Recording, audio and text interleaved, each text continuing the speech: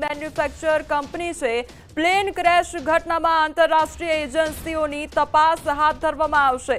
તો જે ટીમ છે તે અત્યારે અમદાવાદ ખાતે પહોંચી ચૂકી છે। આંતરરાષ્ટ્રીય એજન્સીઓની તપાસ હાથ ધરવામાં આવશે।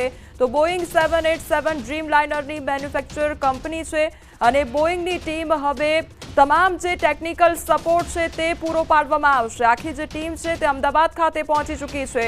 અમદાવાદ વિમાન દુર્ઘટનાને લઈને આ સૌથી મોટા સમાચાર સામે આવી રહ્યા છે। બોઈંગની કંપનીની ટીમ હવે અમદાવાદ ખાતે પહોંચી ચૂકી છે।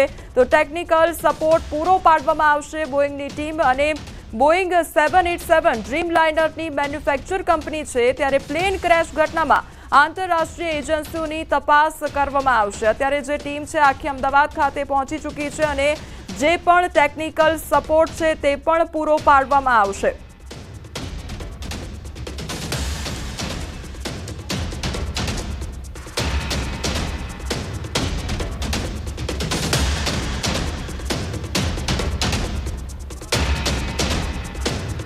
સંવાદદાતા ઋત્વિજ અમારી સાથે જોડાઈ ગયા છે। ઋત્વિજ, બોઈંગની જે આખી ટીમ છે તે અત્યારે અમદાવાદ ખાતે પહોંચી ચૂકી છે, શું અપડેટ?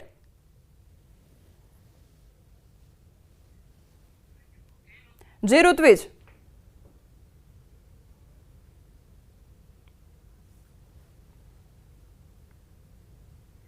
तो हाल में जो यूएसનું डेलिगेशन है ते घटना स्थल पर पहुंची हूँ। अपने दृश्य में बतावा मांगीश कि हाल जे आ डेलिगेशन है ते अलग अलग जो विस्तार है तेनी मुलाकात लई रह्यु छे।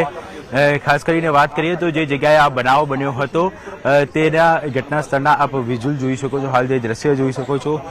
अलग अलग मुद्दाओने लईने तपास करवामां आवशे। आ उपरांत बात करिए तो अलग अलग जो सुरक्षा एजेंसीओ छे ते पण आ तपासनी अंदर लागेली छे। थोड़ीवार पहेला जे एयर इंडियानी टीम हती ते पण અહીં આવી હતી અને તેમના દ્વારા પણ ખાસ